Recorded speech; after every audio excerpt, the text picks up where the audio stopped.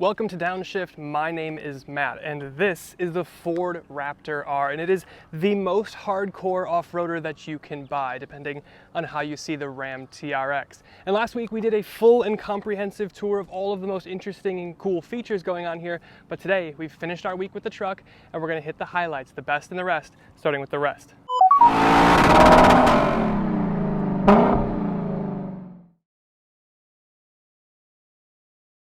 First thing we have to talk about is price. Usually we save this point till the end, but there aren't really many things that I can ding this truck on. So yes, this truck is $110,000 as tested. The R-ness adds about 30 grand to the price right from the jump. So right there you're looking at $109,000.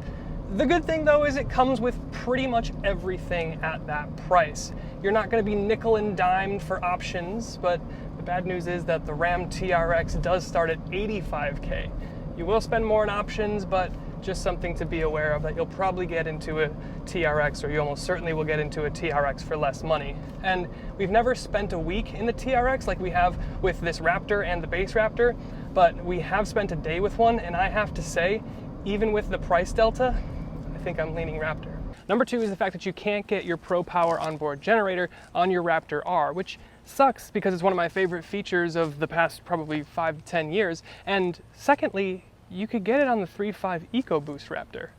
And it's a bit of a bummer because this is one of my favorite features in all of the auto industry, really. It's super practical and makes a lot of sense, even if you just need to power your house in like a blackout or something. So to not have it on your $100,000 plus range-topping Halo off-roader truck just seems a bit strange. And number three, we have to talk about fuel economy. Now, this was never gonna be good, but I have to bring it up because I did my initial shakedown of this truck, which is something I do with every car, and it's about a 10-mile kind of country road turns and that sort of thing. I did wring its neck, and when I got done with the 10 miles, I was averaging 7.1 mpg. And I know, no one interested in this truck cares, and I'll probably be crucified in the comments for even mentioning fuel economy. But when I looked down, I did see 7 mpg, and that was after coasting a little bit, so it was really more like a high 6. So I did have to chuckle, and then I was pretty disturbed. But when you're not wringing its neck, I was getting a much more respectable and tree-hugging 12-ish mpg.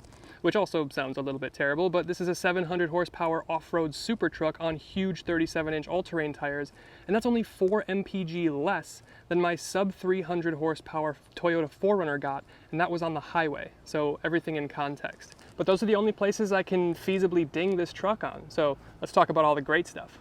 The V8 experience here. First and foremost, the thing everyone and their mom has been asking for since the second generation came out. A V8, and not just a V8, but here we have the Predator, the 6.2 liter supercharged V8 that Ford scooped out of the Shelby GT500, and of course it has been retuned for torquey truck duty, but man, does this thing bring the drama. Now, followers of the channel will know I'm about two things above all others: sound and snap, and this thing has the perfect sound.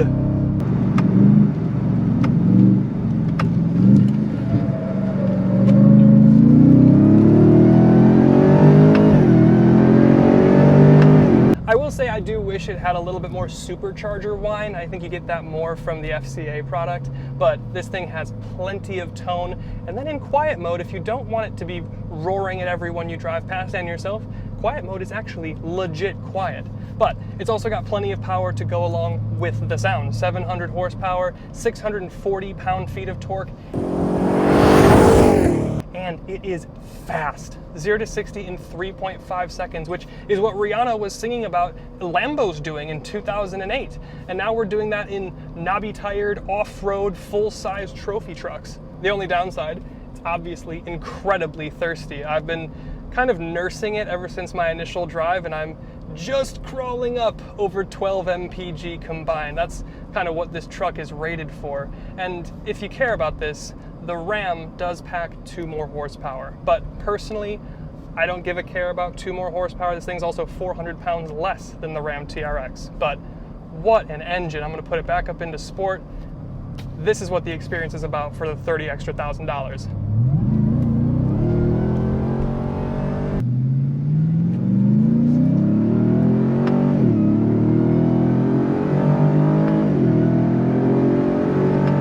And then we're going to talk about styling real quick, and I do mean real quick because the styling differences for the Raptor R versus the base Raptor aren't hugely different, and that may be a pro or a con depending on what you're into. But the R does get a handful of styling differentiators. You've got red R's in your hood bulge for Raptor, but only the second R, not the first R in Raptor. And then your decal package on the bed is made up of little 8s with a little V8 in there just to remind you that you went all out. And of course the red R's back there are mismatched, and if you're wanting to know what I mean, make sure you watch our feature video.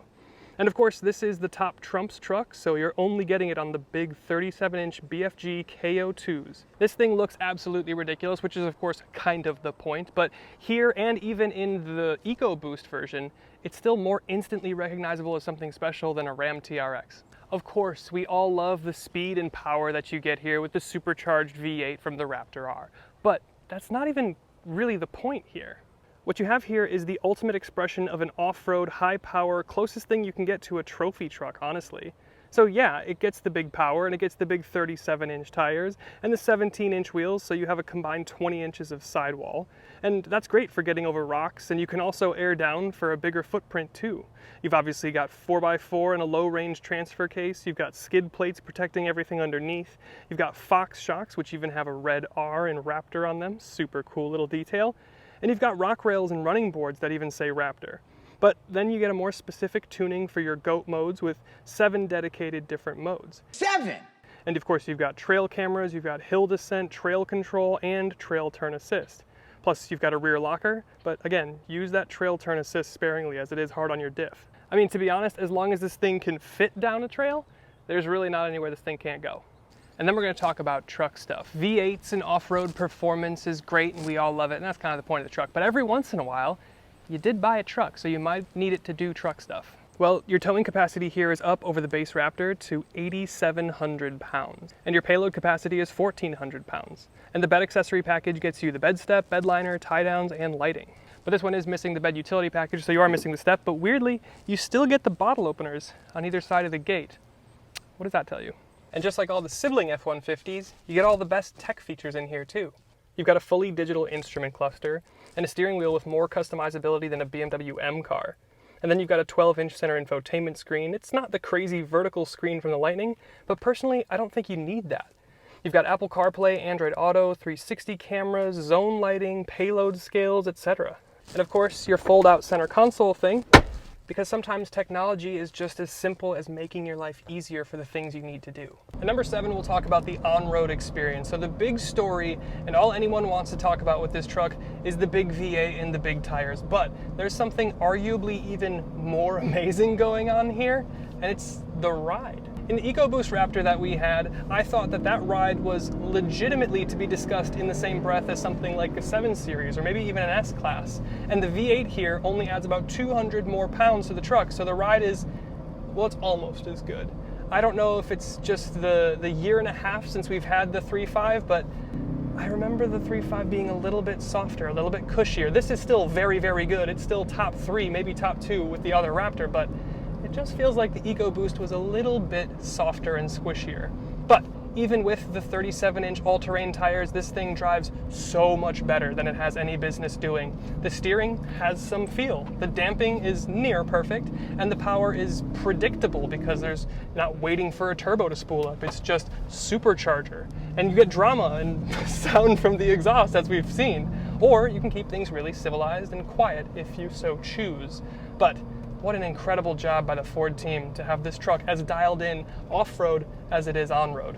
Well done.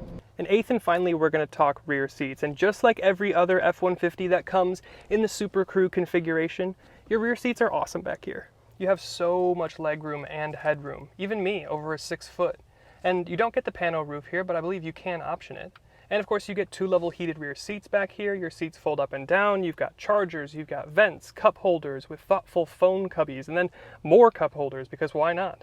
And the little contrast stitching and little carbon fiber in your door card just make it feel special even in the back.